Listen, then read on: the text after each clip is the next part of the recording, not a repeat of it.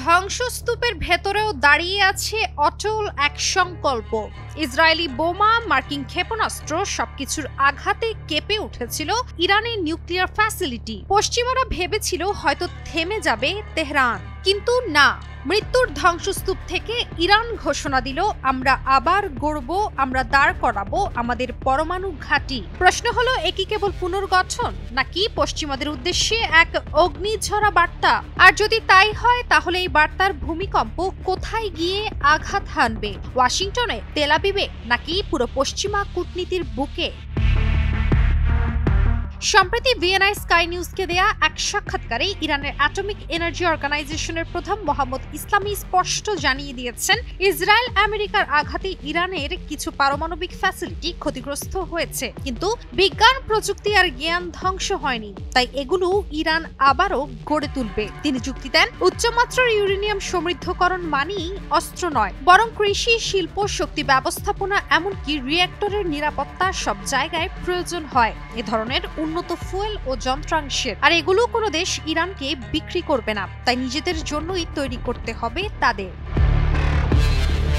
কূটনৈতিক মহলে প্রশ্ন উঠছে, ইরান যখন ধ্বংস হওয়া নিউক্লিয়ার ফ্যাসিলিটি আবারও গড়ে তুলছে, তখন এর প্রভাব কি হতে পারে পশ্চিমা বিশ্বে? বিশ্লেষকরা বলছেন, এক্ষেত্রে তিন ধরনের প্রভাব পড়তে পারে। প্রথমত, ওয়াশিংটনের ভয়। যুক্তরাষ্ট্রের সবচেয়ে বড় আতঙ্ক হলো ইরান দেখিয়ে দিচ্ছে বোমা নয়, বিজ্ঞানী তাদের আসল শক্তি। প্রতিটি আক্রমণের পর যদি তেহরান আরো শক্ত হয়ে ফিরে আসে, তাহলে পশ্চিমাদের সামরিক কৌশল কি ব্যর্থ প্রমাণিত হচ্ছে না? দ্বিতীয়ত, ইসরায়েলের দুঃস্বপ্ন, অর্থাৎ একের পর এক হামলা চালানোর পরও যদি ইরান পারমাণবিক অবকাঠামো টিকিয়ে রাখতে পারে, তাহলে তেল আবিবের সামনে এক দুঃসহ বাস্তবতা দাঁড়াবে, যেখানে বোঝানো হবে মধ্যপ্রাচ্যে ইরান এমন এক শক্তি যাকে অস্ত্র দিয়েও থামানো সম্ভব নয়। সবশেষ, ইউরোপের দ্বিধা। ব্রাসেলস থেকে প্যারিস পর্যন্ত অনেক দেশ চায় ইরানকে আলোচনার টেবিলে আনতে, কিন্তু যখন তেহরান সরাসরি বলে দেয় আমেরিকার সঙ্গে কোনো কথা নয়, তখন কূটনৈতিক ভারসাম্য ভেঙে পড়ে। ইউরোপ কি আমেরিকার ছায়া হয়ে থাকবে,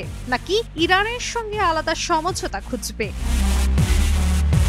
মোহাম্মদ ইসলামি সরাসরি বলছেন, আমেরিকা ভণ্ডামির প্রতিশ্রুতি দিয়ে ভেঙে ফেলে, টেবিলে বসে আবার বোমা মারে, এমন শত্রুর সঙ্গে কোনো আলোচনার দরকার নেই। অর্থাৎ ইরানের বার্তা একটাই, আর তা হলো শক্তিই একমাত্র ভাষা, আর সেই শক্তির উৎস বিজ্ঞান ও ঐক্য।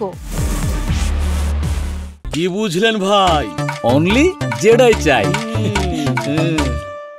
তাহলে কি ইরান এখন ধ্বংসস্তূপ থেকে উঠে দাঁড়িয়ে পশ্চিমাদের কাছে পাঠাচ্ছে এক স্পষ্ট বার্তা, যেখানে বলা হচ্ছে, আমাদের ফ্যাসিলিটি ধ্বংস করতে পারো, কিন্তু আমাদের জ্ঞান ধ্বংস করতে পারবে না? আর এই বার্তা যদি সত্যি হয়, তবে ওয়াশিংটনের জন্য এটি এক অশুভ সংকেত, কারণ প্রতিটি আঘাতের পর তেহরান আরো শক্তিশালী হয়ে ফিরছে। প্রশ্ন হলো, বিশ্বকে প্রস্তুত সেই দিনের জন্য যখন ইরান শুধু মধ্যপ্রাচ্যে নয়, বৈশ্বিক কূটনীতিতেও এক অপ্রতিরোধ্য শক্তি হয়ে উঠবে। কাজী অহনা, নিউজ 24।